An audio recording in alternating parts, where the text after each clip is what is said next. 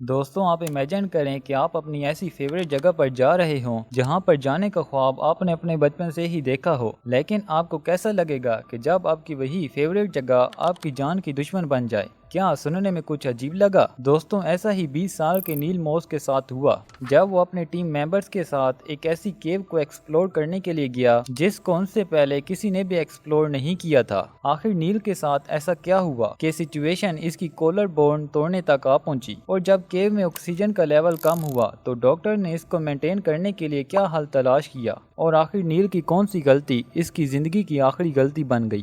Team of rescuers on their last bid to save Neil Moss. The young man was trapped far in Peak Cavern, a mile and a half from the entrance.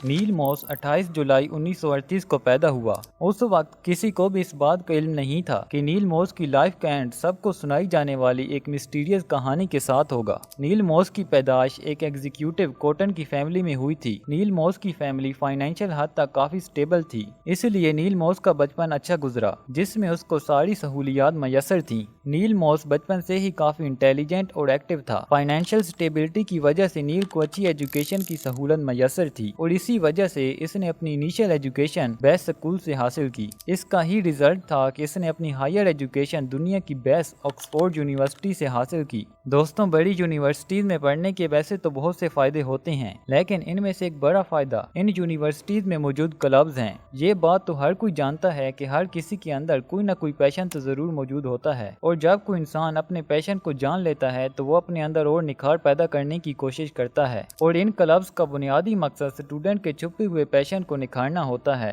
Oxford کے بیلیل college میں نیل فلسفی کی education حاصل کر رہا تھا۔ نیل کو اپنے بچپن سے ہی نئی جگہوں کو ایکسپلور کرنے کا بہت شوق تھا، اسی وجہ سے نیل نے وہاں کے برٹش سپیلولوجیکل ایسوسی ایشن کے کلب میں حصہ لے لیا، اور اگر آپ نہیں جانتے تو سپیلولوجیکل کا مطلب از دا اسٹڈی آف کیوز ہے۔ اس میں رہتے ہوئے نیل کو ڈفرینٹ کیوز کے بارے میں اسٹڈی کرنا اور ان کے ریلیٹڈ نیو انفارمیشن کو اکٹھا کرنا تھا، اور یہ نیل کی فیوریٹ فیلڈ تھی۔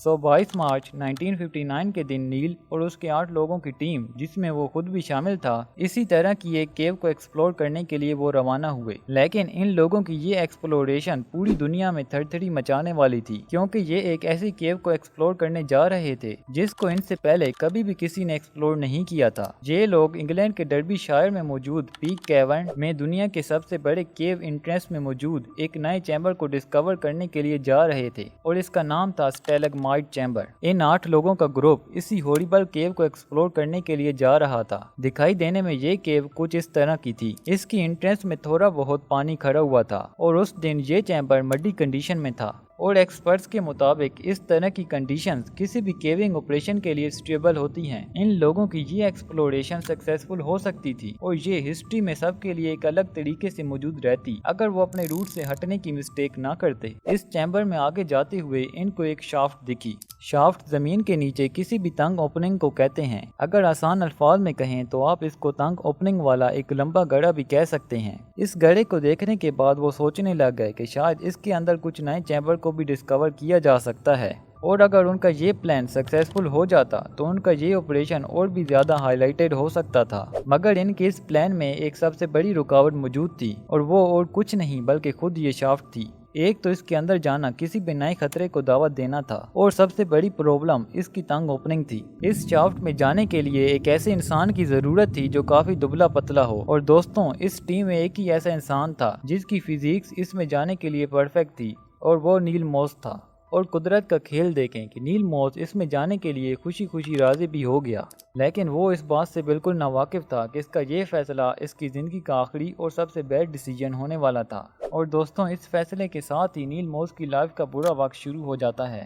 ان سب نے اندازہ لگایا کہ اس شافٹ کی میکسیمم گہرائی 40 فیٹ ہوگی، لیکن انہوں نے 75 فیٹ سیڑھی اس کے اندر ڈال دی تاکہ ان کیس ان کا یہ اندازہ غلط بھی ہو تو پہلے سے ہی اس کے انتظامات موجود ہوں۔ اب دوپہر کے تقریباً 3:30 بج چکے تھے، اور نیل نے آہستہ آہستہ نیچے اترنا شروع کر دیا۔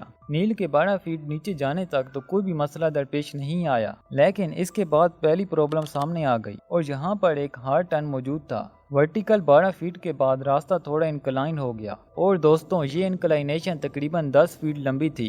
इसके लिए नील को अपनी लोअर बॉडी अंदर से बैंड करके नीचे उतरना पड़ा। इसमें से गुजरने के बाद नील के सामने 18 फीट की लंबी शाफ्ट मौजूद थी। इसमें से भी गुजरने के लिए नील को अपनी बॉडी को बैंड करना पड़ा।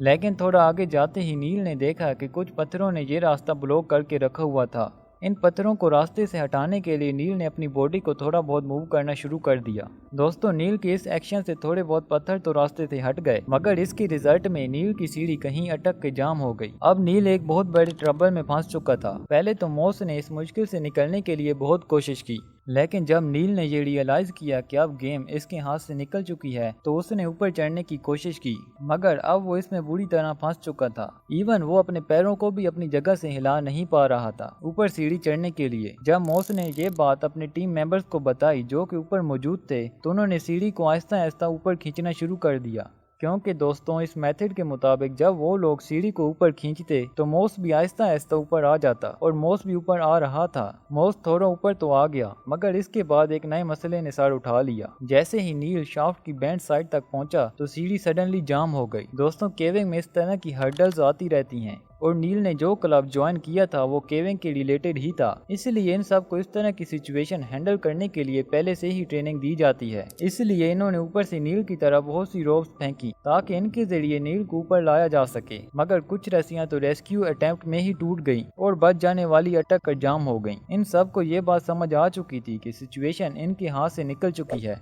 इन सब ने अपने सोर्सेज को इस्तेमाल करते हुए मदद के लिए अपना मैसेज पहुंचाया। चंद घंटों में ही हर डिपार्टमेंट के एक्सपर्ट लोग यहां पर पहुंच गए। इनमें आरएएफ और रॉयल नेवी के ग्रुप्स के अलावा कई और प्राइवेट डिपार्टमेंट के लोग भी शामिल थे। यहां से अब अपने वक्त का बहुत ही बुरा केविंग ऑपरेशन शुरू होने जा रहा था। दोस्तों रेस्क्यूअर्स यहां पहुंचने के बाद इस शाफ्ट के अंदर गए, लेकिन जहां पर नील फंस चुका था वहां पर उनके लिए जाना बहुत ही मुश्किल काम था। इस शाफ्ट में लाइट और ऑक्सीजन की क्वांटिटी इतनी ज्यादा कम थी कि 3 रेस्क्यू पर्सन तो खुद ही अपने होश खो बैठे, जिसके बाद दोस्तों खुद इन रेस्क्यूअर्स को ही रेस्क्यू करना पड़ गया। लेकिन इनमें से एक रेस्क्यूअर रॉन पीटर को कुछ हद तक कामयाबी मिली और वो नील के चेस्ट पर रोप बांधने में कामयाब हो गया। दोस्तों मॉस को बचाने के लिए मुसलसल बहुत सी कोशिशें जारी रहीं। रात के तकरीबन 12:30 बजे ऑक्सीजन की बोतल्स लाई गईं और डॉक्टर्स की मदद से केव के अंदर ऑक्सीजन का लेवल इंक्रीज करने की कोशिश की गई ताकि नील को होश आए और वो रोप के जरिए ऊपर आ सके। लेकिन दोस्तों तमाम की तमाम अटेम्प्ट्स फेल गई और मॉस को होश भी नहीं आ रहा था। इसके बाद सारे रेस्क्यूअर सर जोड़कर बैठे और नील को बचाने के लिए कुछ और सोचने लग गए,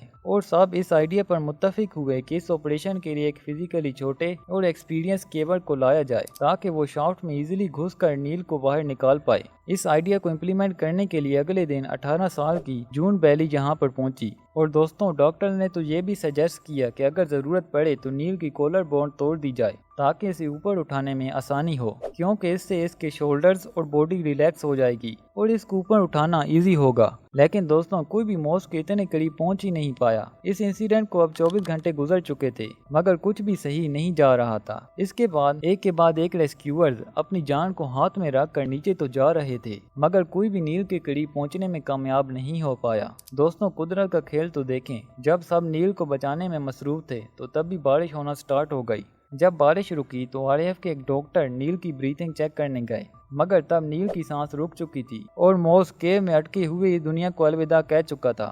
नील की एग्जैक्ट मौत के वक्त का तो किसी को इल्म नहीं, लेकिन नील की डेथ 24 मार्च सुबह 3 बजे के इर्द गिर्द हुई थी। ऑक्सीजन की कमी और कार्बन मोनोऑक्साइड की प्रेजेंस को मौत की वजह करार दिया गया। दोस्तों रेस्क्यूअर नील की बॉडी को लाने के लिए जा रहे थे कि नील के फादर ने सबको मना कर दिया और उनको अपनी जान खतरे में डालने से रोक दिया।